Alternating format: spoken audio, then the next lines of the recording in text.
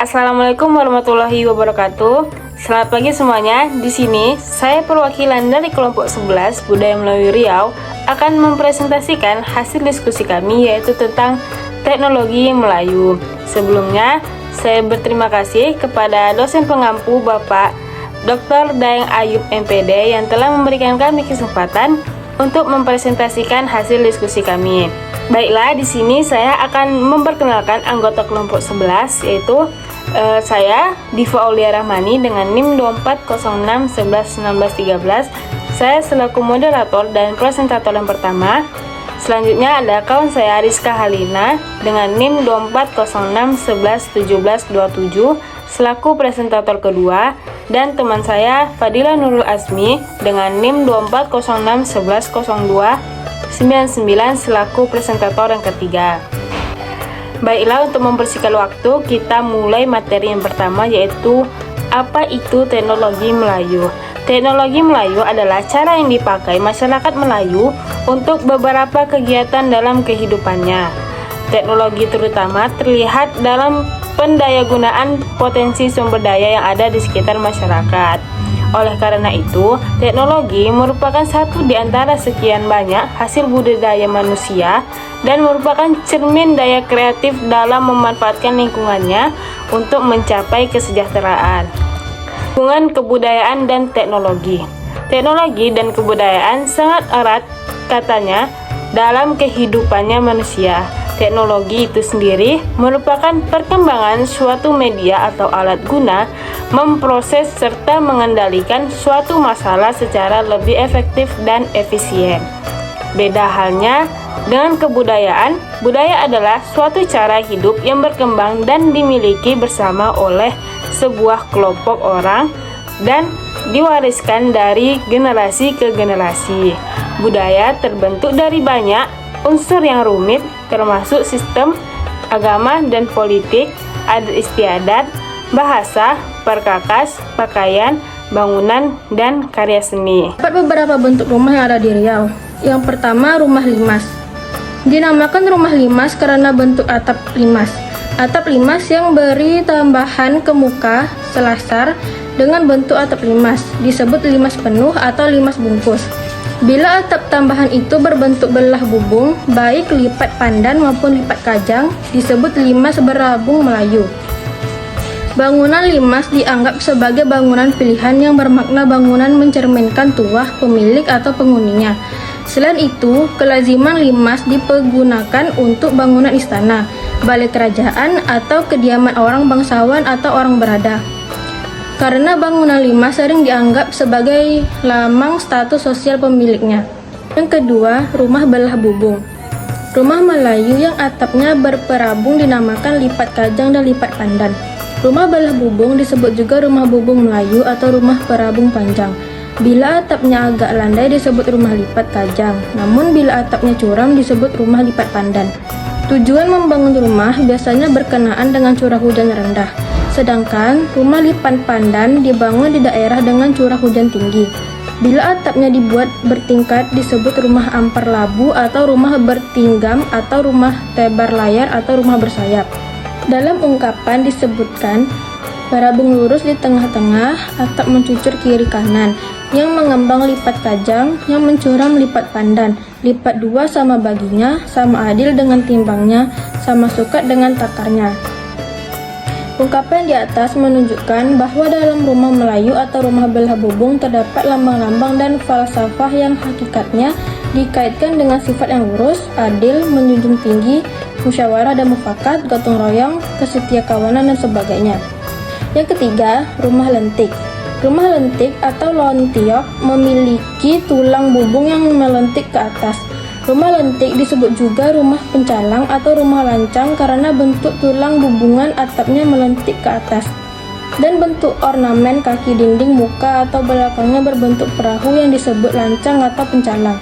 Rumah lontiok termasuk dalam jenis bangunan tempat tinggal dengan penyebarannya di daerah Lima Koto Kampar dan sebagian di Rantau Kuantan. Rumah lontiok bertipologi rumah panggung dan persegi panjang.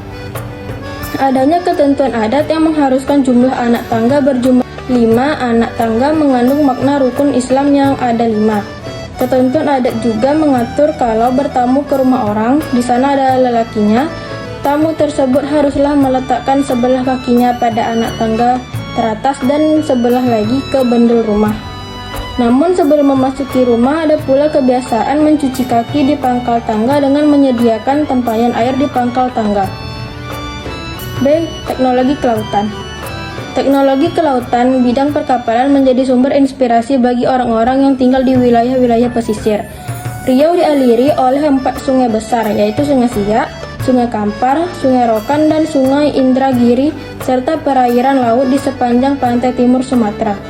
Saujana Riau yang demikian itu tentu memiliki teknologi perkapalan yang sangat penting dan perlu dikembangkan.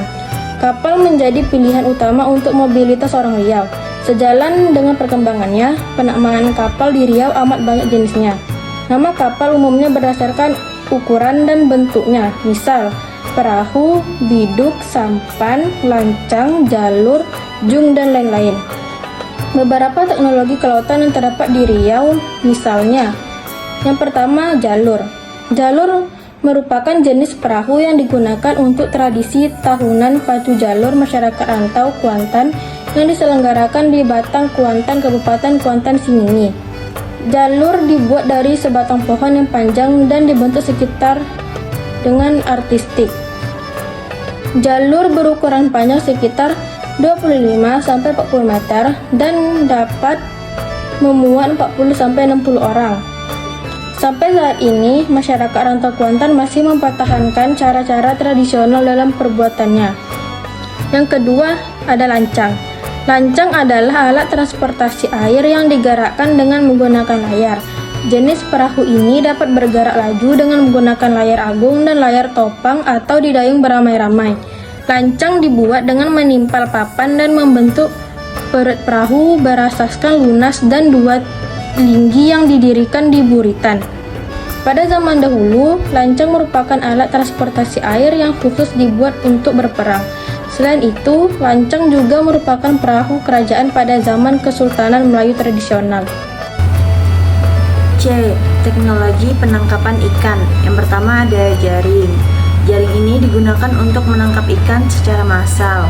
Fungsinya itu untuk menangkap ikan dengan cara menjebaknya di dalam jaring. Yang kedua ada gawai atau rawai. Ini merupakan alat pancing berumpan yang terdiri dari tali utama dengan banyak cabang tali yang memiliki kail. Fungsinya untuk menangkap ikan satu persatu, biasanya ikan dasar atau ikan pelagis besar. Yang ketiga ada langgai, alat tangkap yang mirip rawai tapi biasanya untuk menangkap ikan besar atau cumi-cumi, yang terdiri dari tali panjang dengan cabang-cabang bertali yang diikatkan umpan dan mata kail. Yang keempat ada bubuk.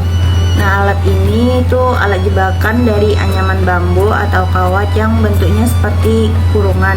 Fungsinya itu untuk menangkap ikan, udang, atau kepiting dengan cara menjebaknya masuk melalui corong. Yang kelima ada luka. Mirip dengan bubu tapi biasanya lebih kecil dan digunakan di perairan tawar seperti sungai. Fungsinya untuk menangkap ikan-ikan kecil atau udang. Yang keenam ada belat, merupakan alat tangkap seperti pagar jaring besar yang dipasang menetap di muara atau perairan dangkal. Fungsinya itu untuk menangkap ikan yang terbawa arus pasang surut ke dalam jaring. Yang ketujuh ada pengari, alat tangkap tradisional yang berupa rangka kayu yang diberi jaring lalu ditarik oleh 2 orang. Biasanya digunakan di perairan dangkal. Fungsinya untuk pengumpulan ikan-ikan kecil yang ada di sekitar pantai.